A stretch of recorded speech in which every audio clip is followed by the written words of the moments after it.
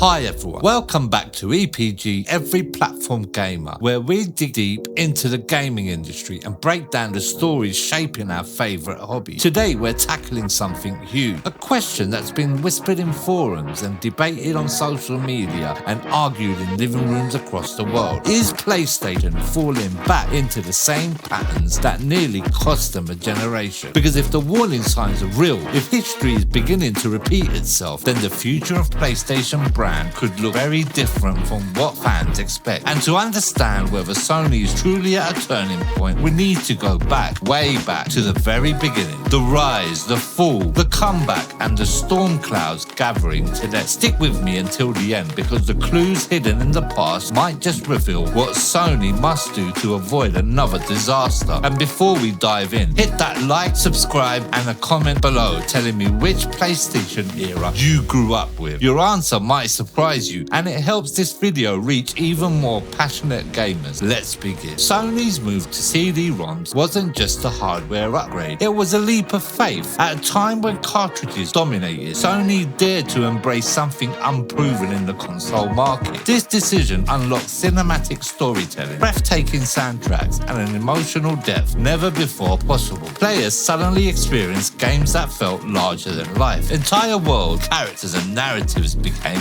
possible. And for many gamers, the PS1 was the moment video games stopped being toys and started becoming genuine storytelling experiences. While other companies tightly controlled their platforms, Sony welcomed developers with open arms. No gatekeeping, no suffocating rules. The message was simple: if you want to create, we want to help. This led to an explosion of fresh ideas and new genres, from JRPGs to 3D action titles, from survival horror to iconic platformers. The PS1 became a home for both ambitious newcomers and seasoned veterans. This freedom lit the spark that built the PlayStation identity. Innovation, creativity, and diverse. PlayStation wasn't just a console, it was a lifestyle. Sony broke away from the kiddie image dominating the industry and instead embraced the bold advertising, nightclub aesthetics, edgy European marketing, and sleek hardware design. For the first time, owning a console made you feel cool. This cemented PlayStation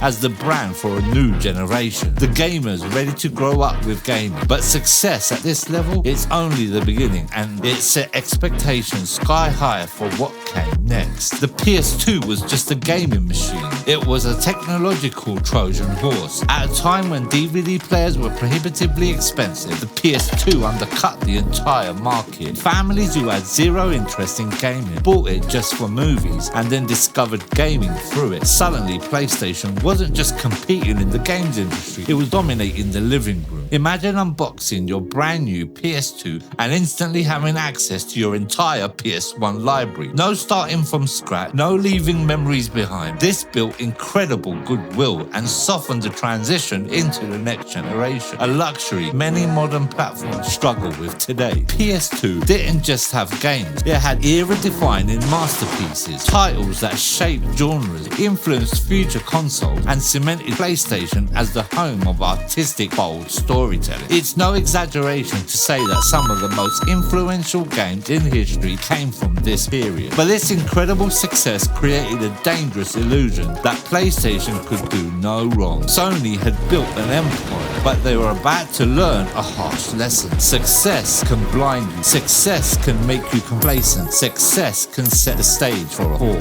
When Sony announced the PS3's price, the gaming world collectively gasped. The message, intentional or not, felt like if you can't afford it, maybe PlayStation isn't for you anymore. That one moment created a rift between Sony and their fans, a rift that would take years to mend. The Cell processor was ahead of its time, but painfully complex. Developers struggled, ports ran poorly, game budgets ballooned. Studios that once loved PlayStation now had second thought, and a console lives or dies on its relationship with the developer. Sony's bizarre abstract ads confused the public. There was no clear message, no reassurance performance, no emotional connection. Meanwhile, fans asked simple questions and Sony didn't answer them. This was the unthinkable moment. Franchises that once defined PlayStation were suddenly available everywhere. Sony had lost a key pillar of its identity. But just when people thought PlayStation was done, something incredible happened. Sony swallowed their pride, listened to the criticism, and redesigned the console into a slim, affordable powerhouse. The attitude shifted from arrogance to humility, and players noticed. Sony rebuilt relationships from the ground up, built better tools, better communication, and better support. Developers returned, not because they had to, but because they wanted to. This was where PlayStation rediscovered its soul. Uncharted 2, The Last of Us, God of War 3, games that reminded everyone why PlayStation mattered. Sony wasn't just that, they were hungry. And what came next was legendary. Sony learned from their mistakes. They built the PS4 to be simple, powerful, and easy to develop, and the industry embraced it. While competitors stumbled with confused visions, Sony said 8 simple words that electrified the industry. This is how you share your games. A mic drop moment that symbolized the entire PS4 era. Clear, honest, player focus. Horizon Zero Dawn, God of War, Spider-Man, Ghost of Tsushima. These weren't just games, they were works of art. They became cultural moments, inspiring memes, reactions, documentaries, and fan theories. The PS4 era rebuilt everything Sony had lost and more. But this is the twist. Success can be the start of another downfall if the lessons of the past are forgotten. Sony's sudden pivot towards service-based gaming feels like deja vu. Fans worry the brand might be abandoning the identity that made it great, and the cancellations, reboots, and mixed signals only amplify that fear. When rumors circulate about beloved studios like Bluepoint being at risk, it strikes a nerve with the entire community. Sony's silence leaves fans uneasy and speculation fills the gap. And now, in hindsight, we know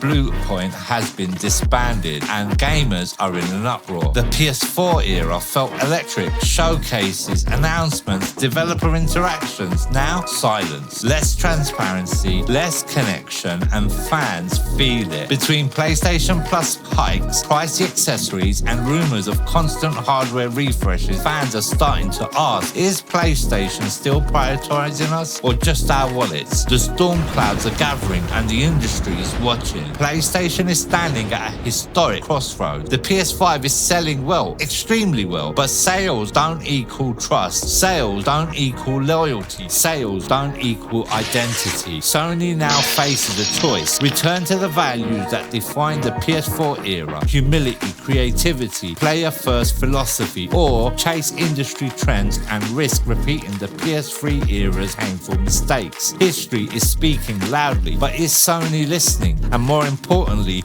are we the players speaking loud enough? Thank you for joining me on this journey through the past, present, and future of PlayStation. Now I want to hear from you. Do you think Sony is drifting away from its identity? Are the warning signs real, or are fans overreacting? Which era do you think PlayStation was at its peak? Drop your thoughts in the comments. I read every single one. If this deep dive gave you something to think about, be sure to like, comment, and subscribe. It helps the channel grow and lets me keep bringing you thoughtful breakdowns like this. You can find EPG Every Platform Gamer on Instagram, TikTok, Facebook, X, and our official website. All the links are in the description below. And as always, game anywhere and everywhere.